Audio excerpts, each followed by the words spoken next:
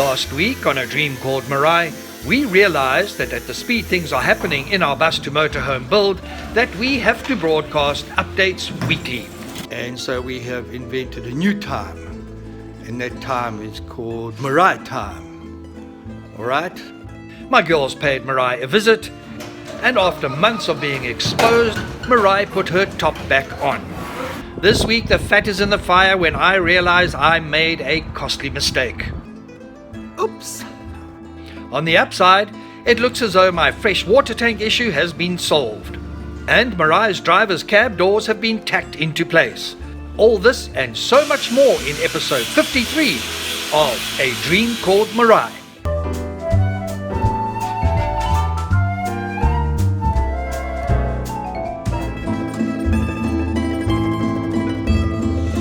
It is a new day, it is a new week, and we have got new challenges. And boy, oh boy, this week do we have challenges. But very exciting news is my seats have arrived. So I'm going to be going through to Durban to fetch them. We ordered them through Sparrows. They are like industrial agricultural seats with like a suspension. So I'm looking forward to that. What else is going down? Oh yeah, the water tank problem has been solved. We found a guy who had 2 stainless steel tanks, which he's giving me at a very good price, and we're going to cut them open and join them together to go in for my main water tank at the back. First up this week, we have Operation Collect the Throne. Another big day. I am driving into Durban. I'm on my way to see Johan from Sparrows because he's the oak who ordered Meraai's seats. He sent me a photograph of the box, so I hope they're going to fit in my vehicle. But very exciting, eh? Very exciting. I have no idea what these things look like because I'm learning what you see online ain't necessarily what you get. But I'm hoping they're okay. The seats we chose were not cheap and are apparently really good quality, so I'm probably worrying about nothing. Safely arrived at Sparrows. Let's go look for them their chairs. Like that. Oh, okay.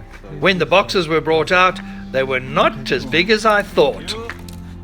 Okay, well the boxes look a lot smaller than I thought, but they're just telling me it's because they're in bits and pieces and they've got to be put together. So I will wait till I'm back at East Coast Scratch and Dent, and we'll see what we got in that there box. I had a niggle that was really niggling me. Actually, I've just been thinking, you know, I must actually check these seats out before I drive 150 kilometers to East Coast Scratch and Dent. I'm hoping that they are okay, and I don't know if they actually would take them back because they came from the UK, and I don't know if anybody else would want them. If I was not happy, then I would have a problem. These seats were a special import, so it's not as though I can just return them without incurring massive costs. Alright, ladies and gentlemen, boys and girls, let's see what's in those boxes. They're looking pretty small. If these are not suitable, then this is going to become a necessity. Alright, let's open them up. I have waited so long for these seats, and they are a critical part of our build. That is the back.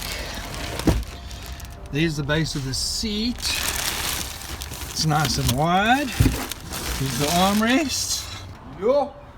Mariki joined me, so I gave her the phone to film me as I struggled to unload the seats.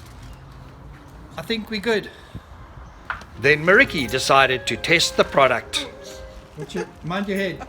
Now I was starting to get a wee bit worried about the size of the seats. They are small. Yeah, they're not big. I placed the seat on the ground, and around about now my palms were getting a tad sweaty. I lowered myself into our imported front seats. Very small. So it's for when the 7 dwarfs come traveling with us. Now I was not happy. I was more grumpy.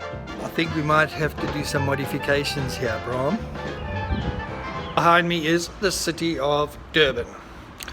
And I'm feeling like getting on a ship in the harbour, and phew, I'm worried about these seats. I'm very worried about the seats. But that's what we got to work with. That's what I've got to work with. So I've got to make it work. My thoughts were still all over the place. I decided to stop by East Coast Scratch and Dent to get some input from Bram. Smok'in John gave me a hand in unloading the seats. These seats are hefty, weighing in at 35 kilos each, so they are pretty solid. Okay, Bram, what are you going to do with my dwarfie seat?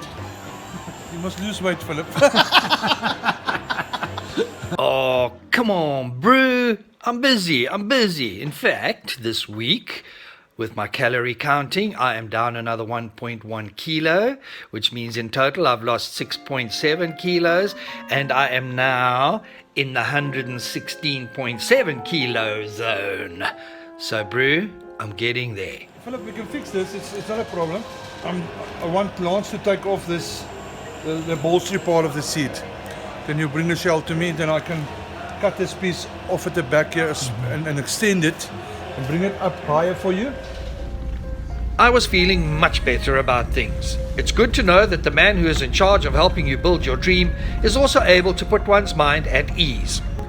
Okay, so the plan is I'm taking these seats to our mate Lance Shepherd. He's going to take all the padding off them. So we just left with basically a chassis or a carcass, I don't know what you call it. Then I'm going to take it back to Bram and he will weave some magic on it. We are pimping our seats big time. So this is Leisure Bay that we're driving around where we live. It's a really pretty place. And there up front we have got Mamba Kop. Yes, we have snakes. Yes, we have mambas, black mambas and green mambas. And we got meraais, but only one kind of a meraai. I dropped the seats off with my mate Lance, who owns Upholstery Classics, who is a real person, and I will one day get some footage of him.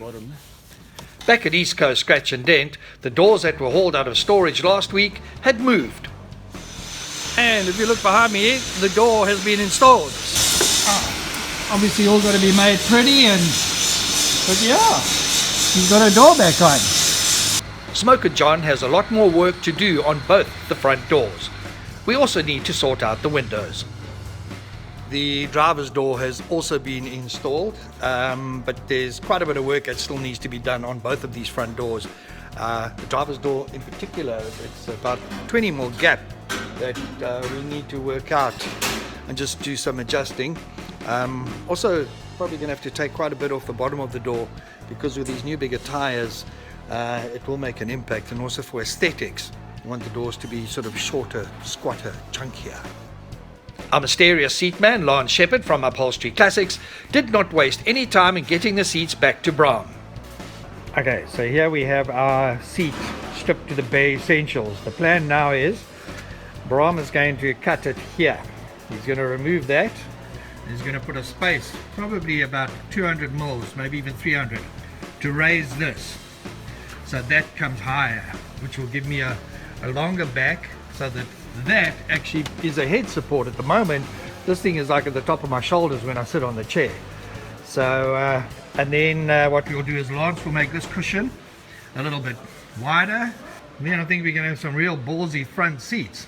While this may be a bit extreme, it's a hell of a lot cheaper than importing a bigger seat. And the other thing that I've walked into is Smok'in John came up to me and he said, I've got to come and have a look at the water tank. When I left here, he had just cut it up. He hadn't started joining them. These are the tanks. You can see these guys here. John's already started to do some work on it. So that strip will be removed. And here's the other one. And these two, they will be welded together. So eventually I'm going to have a water tank only that wide, quite big. Smok'in John has cut one side of the tanks open and has made sure that the tanks are spotless inside. John, how did you clean these? Because obviously I was worried because apparently I heard these were used for fuel. So how did you clean them? With the handy degreeaser. Is it? With water and then just So these are good. I can put water in here, hey? Yeah, of course. Not even slippery. Yeah. So, Oh, okay. And then that steel in your hand, what's the plan there? I'm going to put it like this. So that the water doesn't go all over the place. Okay. Okay, cool. A quick question, have you stopped smoking? No, never. Damn, and I thought that maybe he had stopped smoking. So these two tanks are going to be joined. This will be welded to the top of that one. That's what it's going to look like. The pieces of metal that Smok'in John is welding into place will act as baffles and smooth out any water movement when we are driving. It took Smok'in John most of the day to work the stainless steel. So there you can see the water tank now has been almost welded together. There's just a little bit on the sort of top and tail, but the main joint in the middle has been done, and it looks like a very neat piece of job. All that remains is to weld the side of the tank closed, then our water tanks are sorted. That's it for this week. A bit of a mixed bag, bit of a mix-up of emotions as well. The seat issue freaked me out, but it is sorted. I can't wait to see between Lance and Brom what we're going to end up with, and I know it will be something amazing. And then what Smok'in John has done to that water tank is also fantastic. You can actually see the size difference when it's in the big bracket we made for the big plastic tank. So we now are going to have about 130 liters of fresh water, which is fine.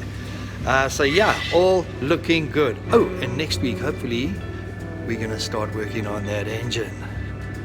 Hopefully. Until next time, keep safe. Remember to like us on Facebook and subscribe to our channel on YouTube. We are also on Twitter. You will find us under A Dream Called Merai. Until next time, keep your dreams alive.